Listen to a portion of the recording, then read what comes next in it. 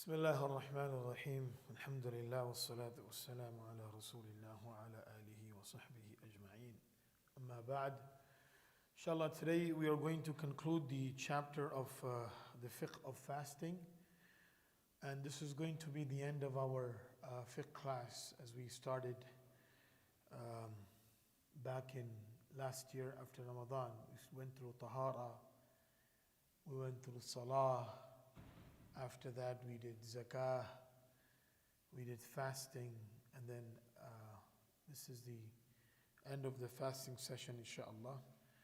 And then during Hajj, we will do that session only once for those who will be going for Hajj, inshallah, because these ibadat are something that it is to be known at the time when you actually do it, so that you remember the procedure as you move along.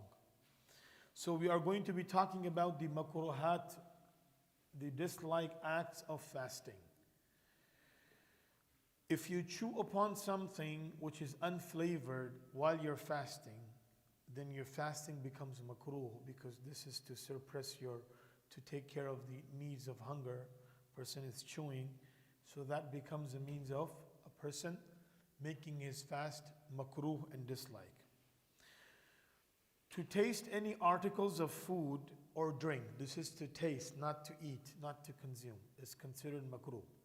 But if a person who has the profession of cooking, meaning he is in that work, that he needs to cook food for people, and for that reason he uses that salt taste or to taste the food so that it's, served right for people, in that scenario, he's allowed to do without karahiyah. But if the tasting particles go down the throat, then it will nullify the fast. So if you're able to manage that making sure that the taste only stays on the tongue and nothing goes down the throat, then it will be considered permissible for you to do, with the condition that you are preparing meal for someone or for some reason. But in normal situation, this act will be considered makruh. To collect one's own saliva and to swallow it to quench the thirst. It's an unhygienic act, but it's considered to be makruh in the fasting procedure. Why? Because it makes it difficult. It loses the purpose of fasting. To complain of hunger and thirst. So these are things that a person should not even joke about. Oh, I'm hungry, or I'm feeling thirsty. These are things that when you have the thirst or when you have the hunger, at that time you kind of control yourself and make dua, because this is the time of sabr. Fasting teaches you sabr. So when you're feeling hungry and when you're feeling thirsty, you have sabr. At that time you will get the actual reward. The Prophet ﷺ said that the reward of ibadat is based on on its sacrifice. The greater the sacrifice is, the greater the reward is for fasting. And sacrifice is something that you do not deliberately bring upon yourself. Sacrifice is something that you actually, when it comes your way, you bear it with perseverance. Okay, to do extra gargling or taking water excessively into your nose, that also makes the fast makruh. This is why if a person is doing the fard of ghusl during the time of fasting, then he should only rinse his mouth and only wet the portion of his nose, and not to sniff the water and gargle the water. The reason why, because this can be the difficulty of nullifying your fast. And if a person does this, it will be considered making his fast makruh, because it is making it, what is makruh? Basically, you're on the boundary line. Anytime you can flip over, right? Anytime you can tip over the other side. So being in the boundary, it's something that is considered to be disliked. Why? Because it has an effect on the ibadah. It has an effect on the worship that's being done, because it's a slippery portion. The Prophet ﷺ said, stay away from those that are doubtfulness. Otherwise, you will flip on the other side very easily. To have argument with people and to get involved in excessive, abusive language.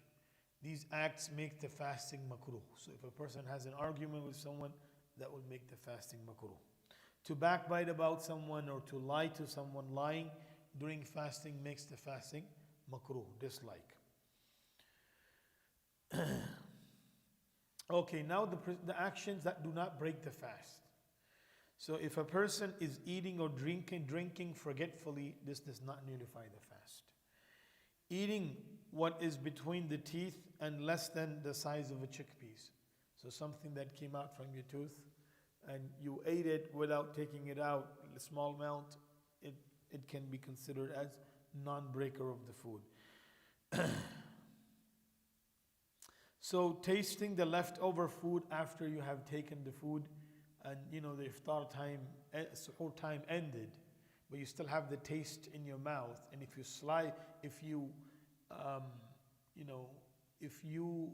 swallow that, it will not nullify your fast because this was already in your mouth before the time began. You cannot have a full amount of food in your mouth waiting for the last minute and after that swallow it.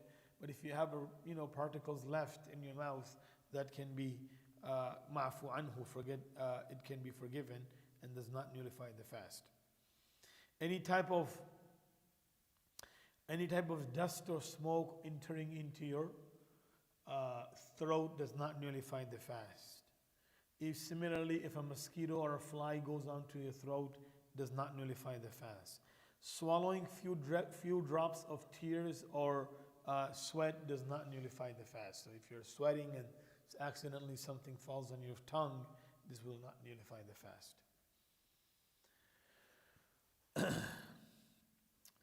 Swallowing your own saliva does not nullify the fast.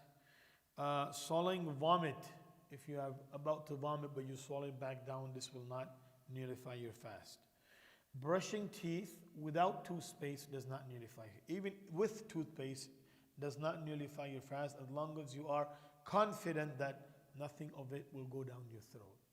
But if you want to, if you have doubt that it will go down your throat, then it's best to stay away from. But if you're confident that you have a way of brushing your teeth that does not make your saliva go down your throat, so that in that way you're able to keep your brushing going while you're fasting. Swallowing a blood from the gum that comes out does not nullify your fast. Performing, having a wet dream or doing najasa or tahara ghusl after the subh al-sadiq has started does not nullify your fast. This act is permissible to do. Inhaling of a perfume, fragrance does not nullify your fast. Applying any type of medicine or any type of eye drops that you take for your eyes. A lot of people have dry eyes, so they use artificial tears to keep their eyes moist. That is permissible while you're fasting, and this action does not nullify the fast.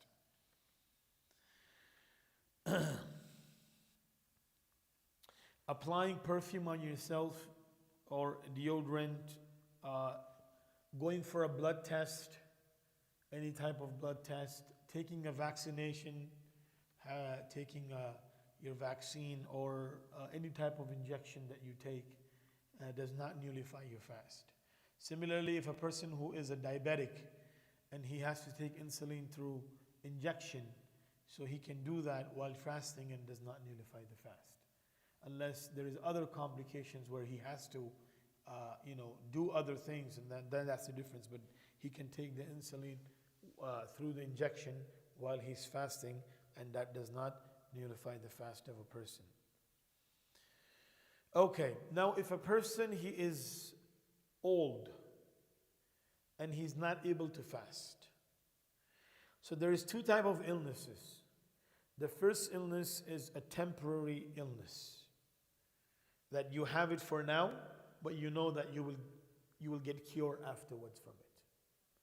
So for that type of illness, which is becoming an obstacle for the fast to be fulfilled in the time of the fardiyah, then fidya will not be sufficient. You have to make up for those fasts. Now, if you have an illness that is a continuous illness, then the only way you can come out from fasting is giving fidya. And fidya, it's a type of compensation for the fast, keeping in mind that it can only be accepted when you are truly exempt from fasting. Because a lot of people give fidya and they think, right?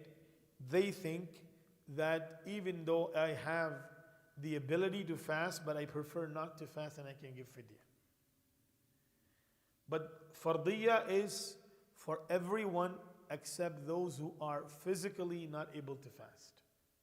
So those who are physically not able to fast at all, they will give fidya. A very old person who's not have the strength to fast, or a very sick or diseased person who has not hope of recovering after Ramadan, should give fidya for each fast missed in Ramadan. The fidya for a fast is similar to that of a missed obligatory salah. So salah actually is did qiyas on the fasting. What's the fidya of fasting? Is to give 3.5 pounds of wheat or 7 pounds of barley, or the equivalent amount of that above in cash. So that is approximately, the minimum amount is about $5 to $7. That's for each fast that you have missed. So if you're going to take it to 30 fasts, then going with the option of $7 per fast, you multiply by the amount of Ramadan fasts that were there in this month, and then after that, that amount can be given to a poor person. The mustahiq, the recipient of this money, are those who are eligible to receive sadaqatul fitr. Those who are eligible to receive sadaqatul fitr, these are the people who are eligible to receive the fidya as well as sadaqatul fitr, and these are the masarif, the 8 masarif that is mentioned in the Quran. So you have to give that amount in that category, and then this will be considered as your fast compensation. And this needs to be done right at the beginning of Ramadan. It can be done after each day of fasting, or you can give all of it at the beginning of Ramadan. The reason why, because each day that you have not fasted, you have to give it. So when Ramadan 1 passes, you are obligated to give that one amount. Ramadan 2 pass, the day 2 pass, you're obligated to give that amount. And then, it's better that you give it in the beginning for all the month, or you have the option of giving it at the end of the month, but that's a little risky, because if a person does not survive to that end, his obligation stays behind. He can, however, give wasiyah to people to take care of that before his demise. Before he passes away. So that will be put into his wasiyah. So this is the end of our session, inshallah. If anyone has any question, they can ask on what we had discussed regarding the Ramadan. Inshallah. Yes, the Mamun.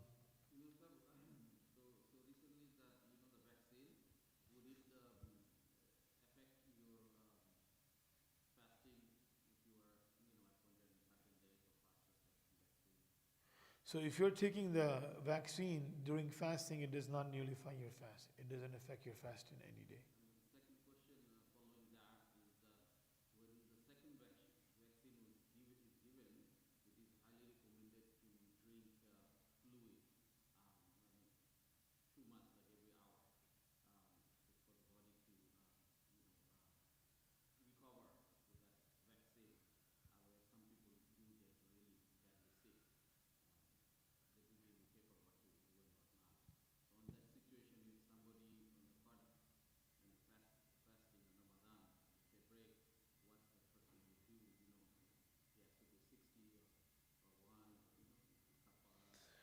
So if a person took the vaccine and for some reason he's not able to maintain his fast.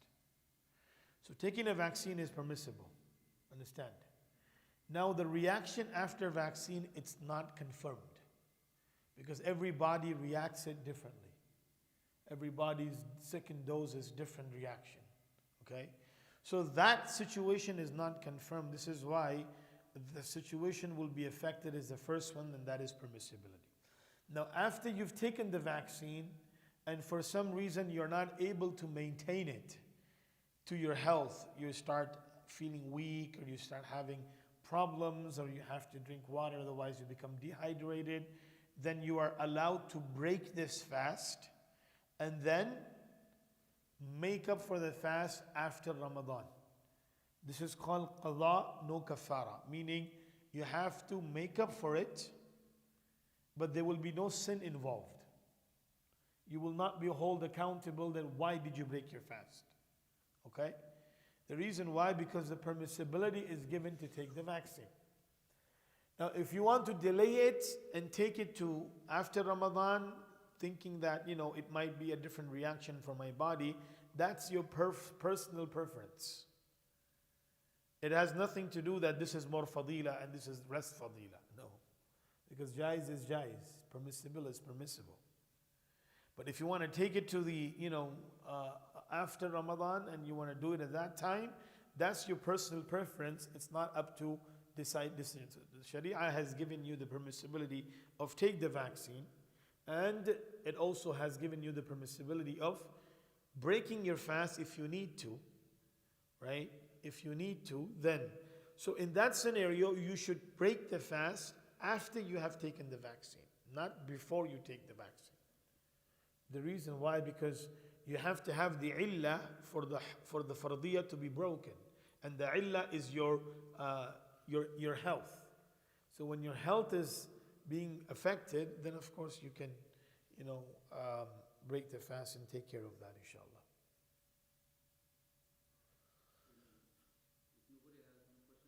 Yes. No, go ahead.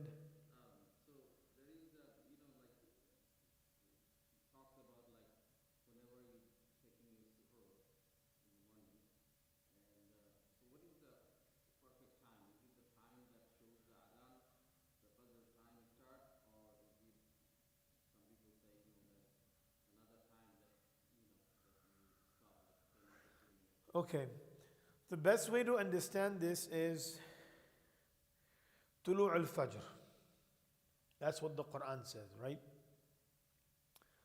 That you start your fasting from Tulu' al-Fajr. And that is the true dawn. And true dawn is the time where the Fajr time begins. Okay? So let's say if Fajr time is at 5:50. That's where the Fajr time begins. So you are allowed to eat up to that time. So if it turns 50, then you should be stop eating. But if it's 49, you're allowed to eat. Okay? This is right upon the time. Now, the safer option is you stop 1 or 2 minutes before. Right? That's a safer option. Now some people say we go extra cautious and we stop 10 minutes before. This is, in my opinion, it's called ghulu. Ghulu is what? That you overdo it. 10 minutes is too much. 10 minutes is not something that, unless you've already taken your meal and you're done with it, you're not intentionally keeping the 10 minutes gap. It happens in your habit. That is a different scenario. A lot of people, what they do is they eat their suhoor early and then they go and they start praying their tahajjud before the time of Fajr starts. People have that habit. You're okay to do that. If you have that habit, that's a good habit to have. You don't need to change that habit and take your suhoor all the way till last 49. Is that? If you have the habit of, stopping 10 minutes before and going and praying your tahajjud and getting ready and all of that stuff, it's a good habit to have. But it's not that what you're doing is more virtuous than anyone else is stopping at 49. Understand? It's the personal. So if a person is 1 or 2 minutes, early, it's fine. But the suhoor time begins right at the time when Tulu al-Fajr, which is the time of the Fajr Salah starts. Now, if the Fajr Salah starts and at that time the adhan is given, then of course it will be with the adhan time. But if the adhan is giving later on, then you have to stop. A lot of people, what they do is they go with the adhan. And the adhan happens sometimes in masajids, 10 minutes before salah, but this is 20 minutes after the time has already entered. So once the time has entered, then you're not allowed to eat. So up to the time of Subh al-Sadiq, this is when you are allowed to eat, and after Subh al-Sadiq starts, this is when your fasting is going to start. Inshallah. Wa iyaakum. Yes, wa alaikum salam.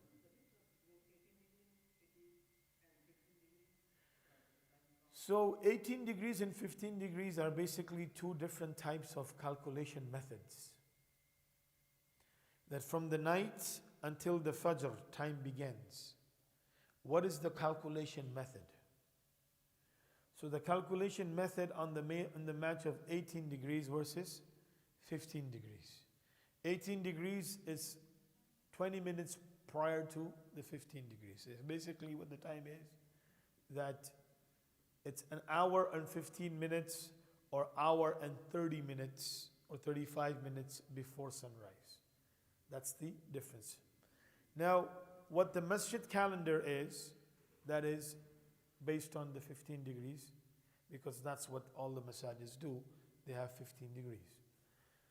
Now, if you, in your personal preference, follow the 18 degrees for fasting, then you can stop eating at the time of that 18 degrees. But even at that time, the ulama mentioned that you should do your salah after 15 degrees. Because the muttafaq alay time, the time that is agreed upon for salah is 15 degrees. 18 degrees is an opinion. Similarly, 15 degrees versus 18 degrees for fasting. So if you would like to follow the fasting opinion of starting your fast at 18 degrees, you're allowed to do that. But the safer option is to stop your eating at 18 and pray your salah after 15. So it's going to be about 20 minutes before you can pray your salah after the stopping. So if you personally would want to follow the 18 degrees and stopping, you can stop. You can start. That's another opinion that you can practice. Yes. Yes. So traveling, fasting is same thing. If you're able to bear it, you're allowed to fast. If you're traveling overseas, then the safer option is not to fast. So what you're going to do is, let's say you have flight in the afternoon. So you cannot break your fast until you are traveling. So in the morning you will do your suhoor and you will keep your fast. And when the halatul safar will come in, then you will break your fast. Understand? So let's say you took the flight and now you're allowed to break your fast because you know you're not going to continue to be there, be able to maintain your fast because of the time difference. And then you will make up for this fast after Ramadan, inshallah. وإياكم إن شاء الله. جزاكم الله خيرا. سبحان الله وبحمده. سبحانك اللهم وبحمدك. ونشهد أن لا إله إلا أنت نستغفرك ونتوب إليك. سبحان ربك رب العزة عما يصفون وسلام على المرسلين والحمد لله رب العالمين. جزاكم الله خيرا. السلام عليكم.